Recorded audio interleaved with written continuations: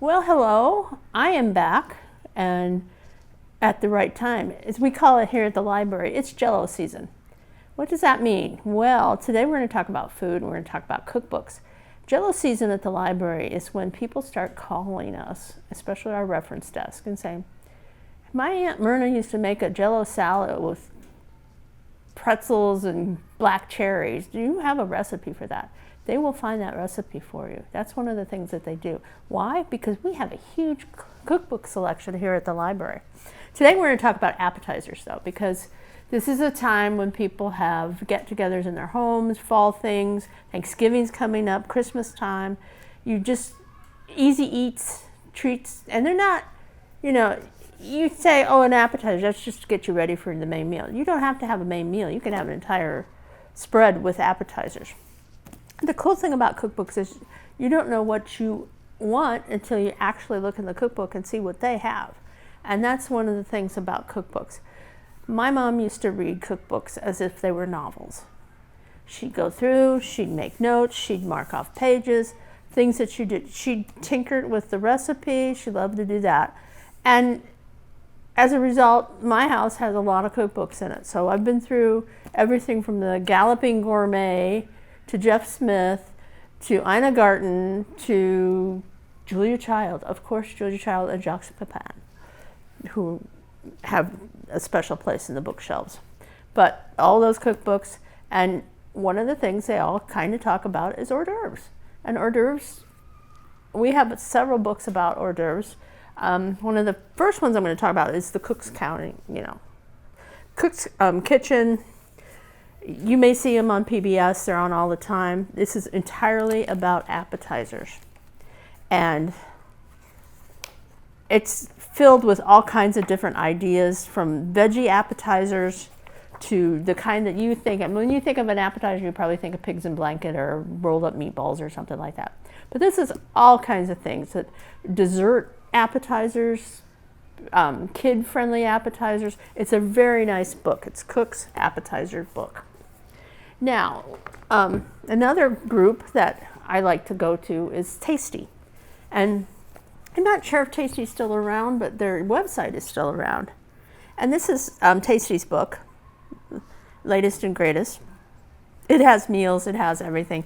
But again, you want to look at the appetizers. And why do you want to do an appetizer? Because an appetizer, they don't take very long to prepare. Really, you're not going to unless you're doing fondue or something, you're not going to spend a lot of time doing them. They're quick and easy. You can do them before, you can freeze them, you can bring them out. I mean, that's a great thing about appetizers. And Tasty is one of those groups that really does emphasize the cooking is about fun, about gathering, and it's not just about the cooking. So I like the Tasty books. Tiny Food Party. This is really, I was looking through this one, and this goes everything, again, from homemade Hostess cupcakes to drinks. I mean, they even do a appetizer cocktail, kind of like a flight of wine or something.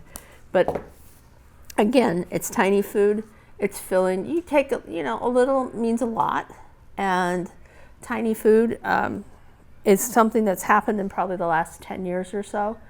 The tiny food movement. It started with vegetables when nobody likes it. I'm going to chew in some celery and some carrots. But if you make a fancy dip and you bring in some green peppers and red peppers and onions and all kinds of stuff, you can make a really nice meal out of that and hit all your food groups at the same time. This is the Test Kitchen's food gifts. And again, for some people, offering food is offering love, and that's how they, some people write novels, some people paint paintings, some people create food. This is a great book for that. And it's really about what you can do, from making jams and jellies to just candy and cookies and all of that. When I was out this year, crackers, homemade crackers. I know that Ina Garten does that, but they have several recipes in this book about making crackers. I know when I was out this year, somebody asked me about a program we used to do here at the library called Cookies of the World, where people would volunteer and we would have cookies, and they would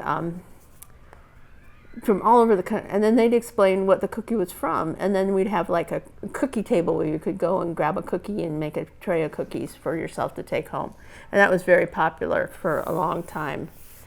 And that's kind of what this is about, is food gifts and how to take food and make it an extension of yourself. And it's really nice. In the test kitchens, you know the recipes are good, so it's a trusting.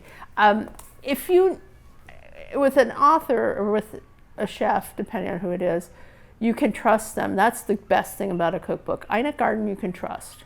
She's been through, she has research. Martha Stewart, however, is a company. And Martha Stewart has many, many cooks that do her bidding for her. She puts her label on it after she proved. Now, you know Martha's tough about stuff, but it's not necessarily Martha Stewart cooking. I don't know if she cooks anymore or not, but the whole thought is it's a company, and so you want to do. But Jacques Pepin and Eric, the French guy, Eric guy, the people from the Food Network. I'm not the hugest fan of Bobby Flay, but Bobby Flay has some really good cookbooks about this kind of stuff and about partying, about you want to introduce hors d'oeuvres. You want to make sure, especially if you're going to have drinking, hors d'oeuvres are a good thing to have because they absorb and you get hungry, and it's not just nachos. If your idea of a hors d'oeuvre is chips and salsa, okay, well, why not put some cheese on that, or chop some onions and throw it on top of that, put it in your microwave for 40 seconds and you got melted nachos. I mean, it's all that kind of stuff. Creativeness. This is gourmet game night, and we have Super Bowl and Iowa football and all that stuff, or taking stuff to the games.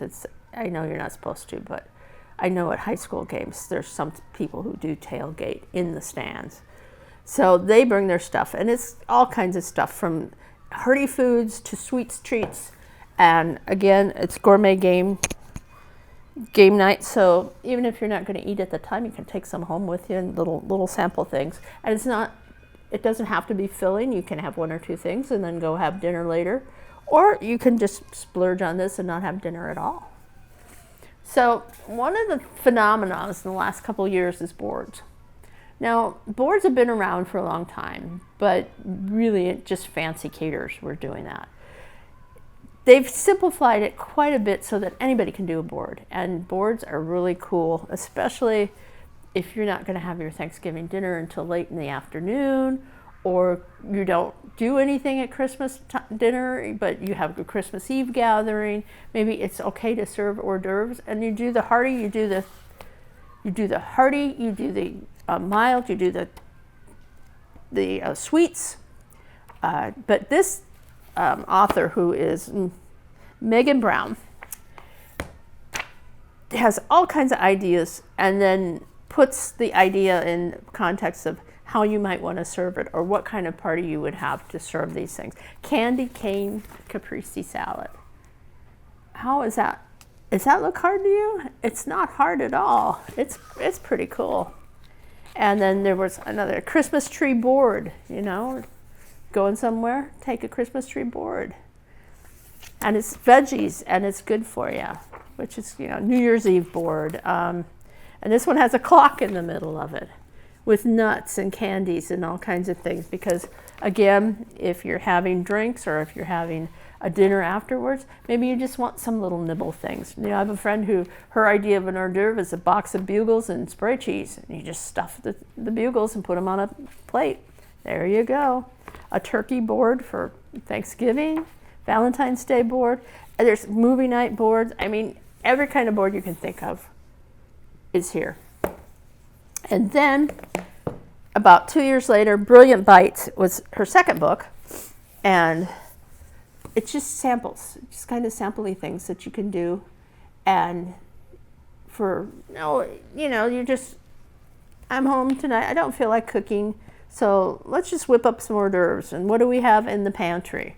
And you just take what you have in the pantry and you create from it. From mummy meatballs to jack-o'-lantern mac and cheese bites for Halloween. And you just serve them little tiny muffins. You just serve them, and it's homemade, and that's the cool thing. It's not something that you buy. And I mean, if you can't cook, but I don't believe people can't cook. I think they just don't want to cook, because as Princess Grace once said, if you can read, you can cook. That's why she taught her daughters, the princesses, how to cook. But anyways, Megan came back with this one. It's love at first bite is what the book says. And some of this really does look really, really good. Now, you may not like everything that you see, but you can get an idea of that, of what you want to do. Wrapping bacon around things like water chestnuts and walnuts and dates, and stuffing different things, making olives with chopped walnuts and cream cheese, and it's really, really good. Just from reading the book and getting an idea. So that's what you can do with those. Now, the last book is one of our new books. It's Entertaining and Designing, and it's by Lorna Gross. And basically, it's taking from soups to nuts, appetizers to dessert, but it's about entertaining, about decorating. And we have a lot of decorating books for the holidays and holiday ideas. But again, you want to look those things up, and maybe you're not the most creative person with arts and crafts. I certainly am not. But if I want to do something nice for Halloween, I get a pumpkin and work from there. And that's what this is kind of about taking what you have and making it look nice and having something special besides everyday ordinary. But that's what we have right now. We are going to probably highlight more food books if you like this video, and definitely do get our attention here. And if you have a cookbook that you would like us to purchase, or if you want to see one from another library, get it through interlibrary loan.